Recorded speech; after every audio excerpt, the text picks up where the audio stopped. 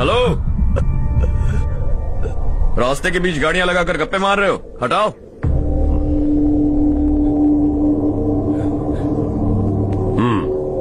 बोल बे। जल्दी हटाओ, जाना है।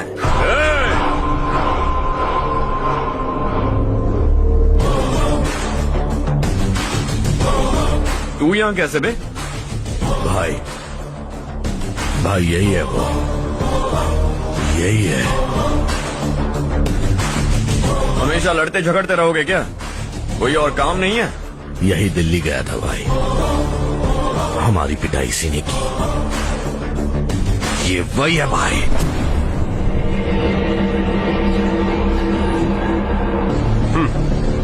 एक ही जगह पर दोनों शिकार एक साथ, मजा आएगा।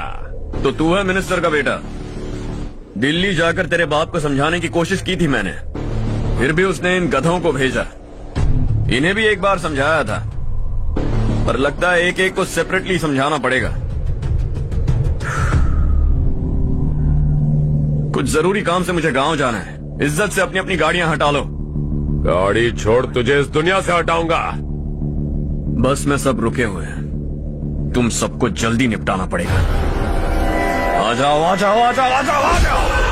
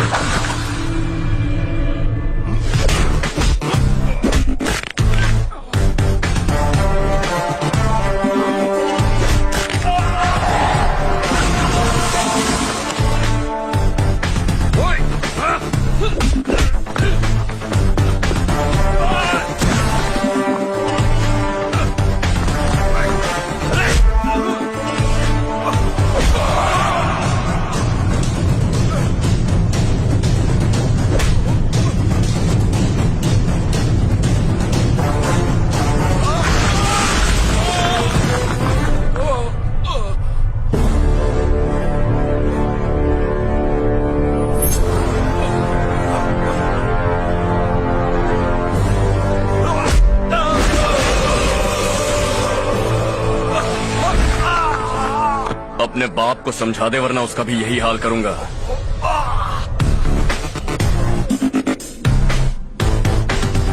चल गाड़ी निकाल।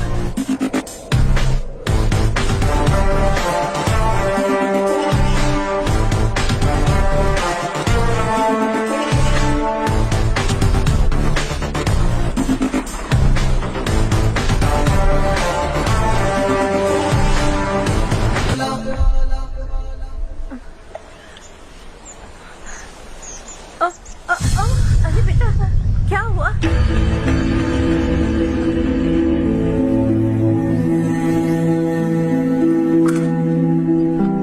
क्या हुआ बेटा?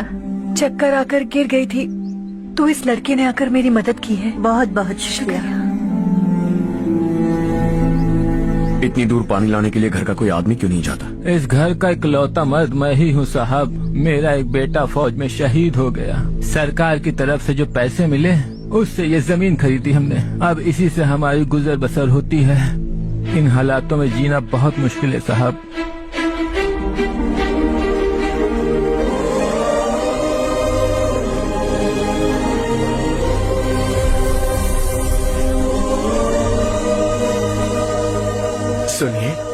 सुनिए बेटा। कौन है आप? यहाँ किसी काम से आया हूँ। कहाँ रहूँ कुछ समझ में नहीं आ रहा। यहाँ आसपास कोई लॉज वगैरह है?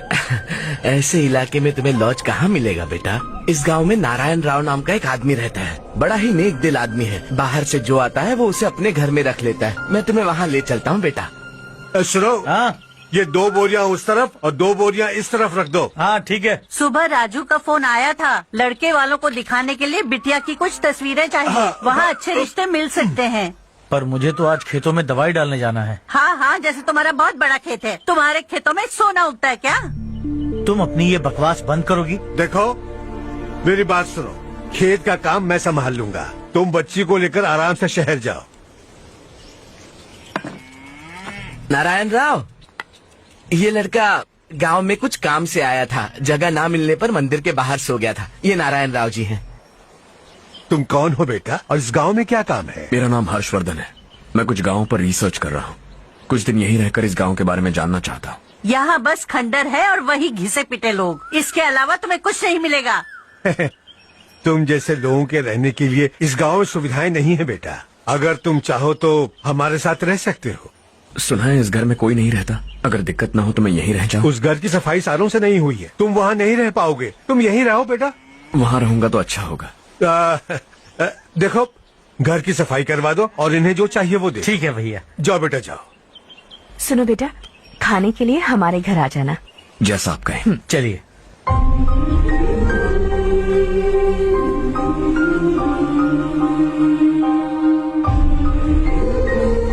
ये भैया के करीबी दोस्त का घर है। वो 25 साल पहले शहर जाकर वहीं बस गया, तब से ये घर खाली पड़ा है।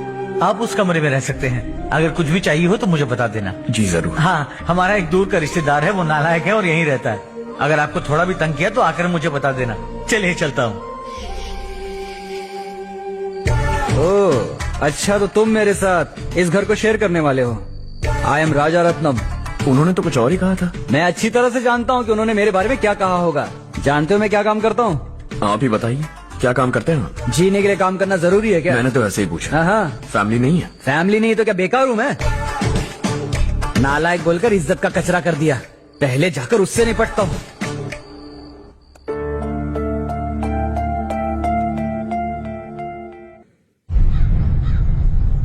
सुना है कि वो ZPTC का मेंबर हमारे खिलाफ अनाप शनाप बक रहा है।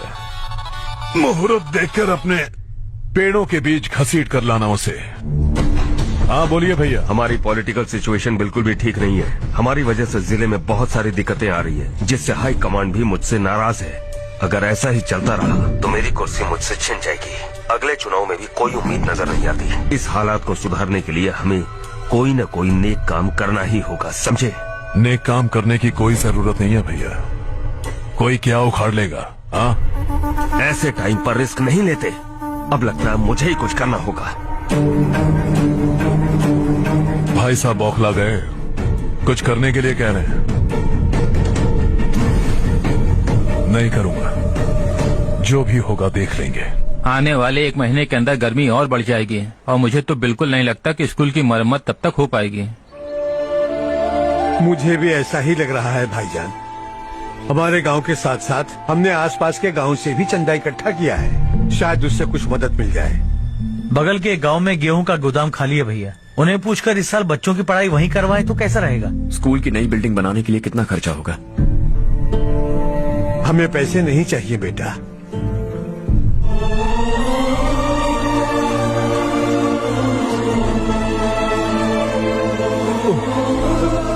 देखो बेटा, तुम यहाँ कुछ स्टडी करने आए हो, इन सब की तो हमें पहले से आदत है। हम मिलजुल के सुलझा लेंगे इसे।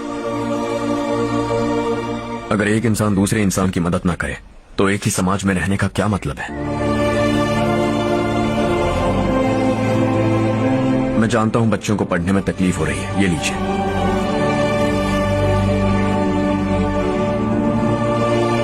तुम इसी गांव में क्यों आए हो बेटा?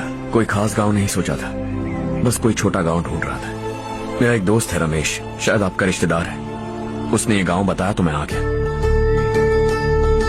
अब तक तो मैं रमेश बाबू को बेवकूफ समझता आ रहा था, लेकिन रमेश बाबू को हमारी कितनी फिक्र है।